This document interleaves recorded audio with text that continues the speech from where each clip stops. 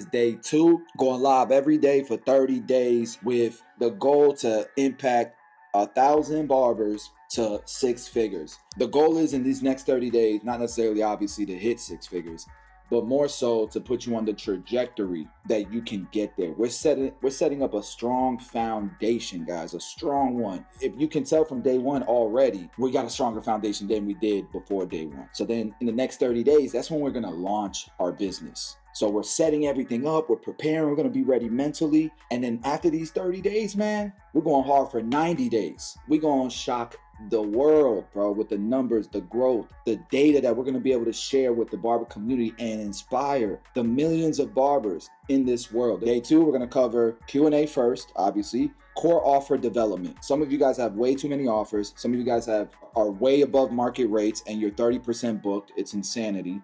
Some of you guys have too little offers, and so you can't get an average ticket. Just because Jordan charges $30 doesn't mean that's his average ticket. His average ticket's probably $50. What do you charge, Mo? Are you still on? I charge 35 and 45. My average ticket is 53 and 57 sometimes. His average ticket is 53 to 57, and he advertises that his haircuts are $35. So everyone in the city can afford his haircuts, but once they sit down and they see the value that he gives, his average ticket is 53, 57. That's what we want. Who the hell wants to book a barber that's bragging about charging $120? $100, $80. Nobody does. And Mo, how much are you going to make this year? What are you projected to make this year? This year, I'm already at 150,000, and then the next 3 months, I'm going hard, like super hard. I'll be able to clear 200 this year. But last year, I made 151, so I'm trying to clear 200. So this year, last year he charged $25 a cut and made 150 grand. This year, he's going to charge 35 and make 200 grand. It's exactly as planned. It's in the roadmap. If you did the homework video, that's exactly what we planned for. That video was made last year. So this year, he's charging only $10 more. Ever since I raised my prices, I have not made less than $4 grand a week. Look at that, guys.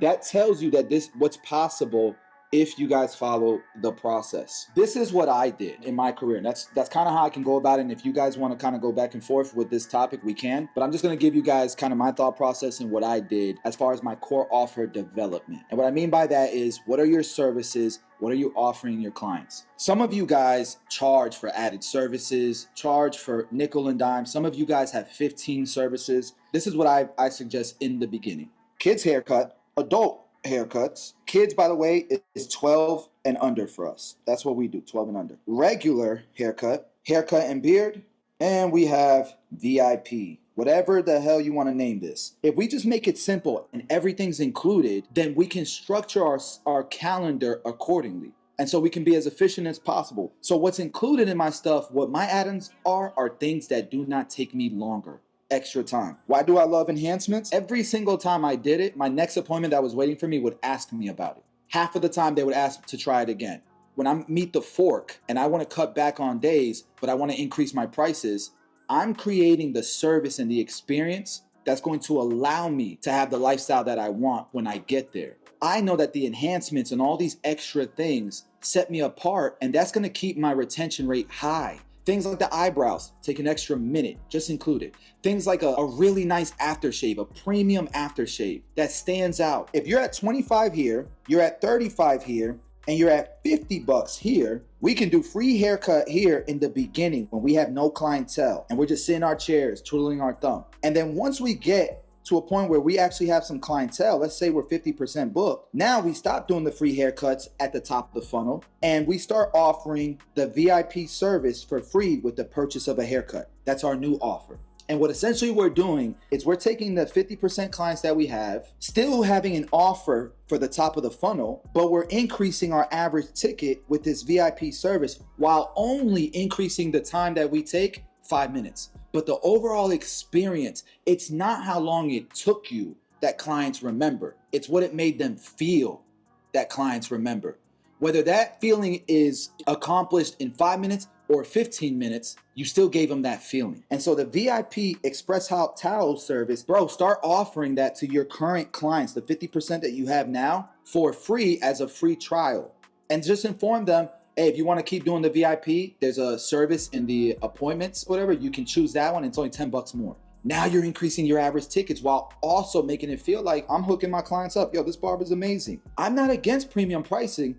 I'm against you guys coming out of barber school and starting here and then trying to build your clientele over the course of 5 years to finally get 50% booked at $120 haircuts, and you're still not cracking 6 figures. How stupid is that? But if you follow the blueprint I'm teaching you, year 1 you can hit 6 figures, year 2, year 3, year 4, year 5, year 6, right? So let's say this person hits 6 figures every single year to 5 years, and they've maxed out at 120. In those 5 years, they would have made at least $500,000. Let's say the guy that starts out at 120 over the course of 5 years made 50K first year, 60K second year, 70K, 80K. At 5 years, they're finally booked at $120. In that time span, Barber A, who followed this path, would have made hundreds of thousands of dollars more than this guy. And we both met the same destination. We're both going to the same place. It's just which one's smarter.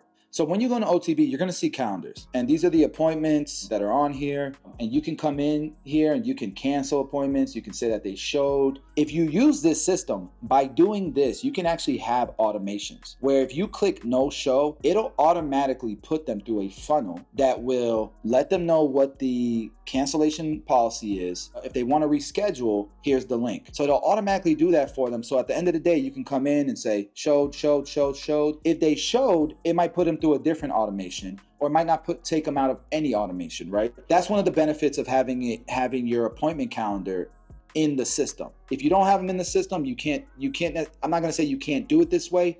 It's just some things are more vulnerable to break. You know what I mean? It's a little less streamlined, and you guys know what comes with that. So you have your service menu.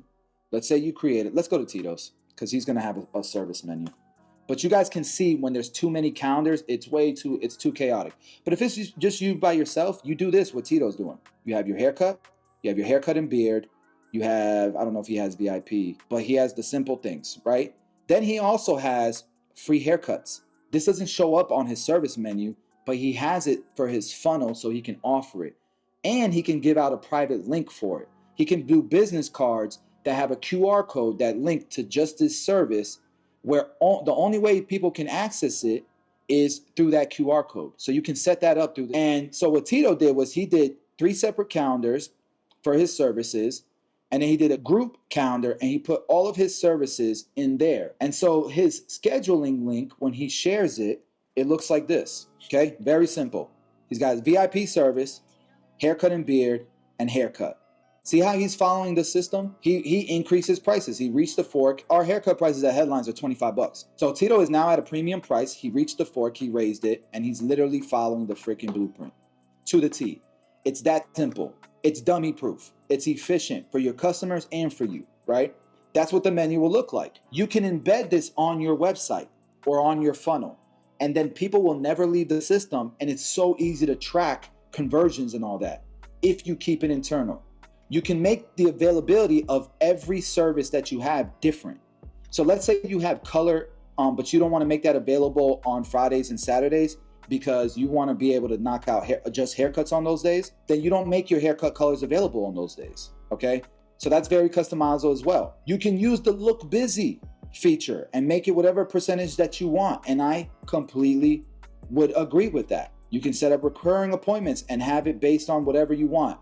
This feature is not that good. It's not that good, okay? The reason why is because it shouldn't be this way. It should be whatever the customer decides it should be. Go High Level is working on that feature. I'm not sure how Tito's getting around this. I think what Tito's doing is he's just asking a customer, hey, I noticed that you come in Fridays at this time every single day. You want me to set you up with that recurring appointment? And then he's going in and manually doing it. That's what I'm assuming he's doing. Client data collection. The way that you do this, guys, is by installing tags.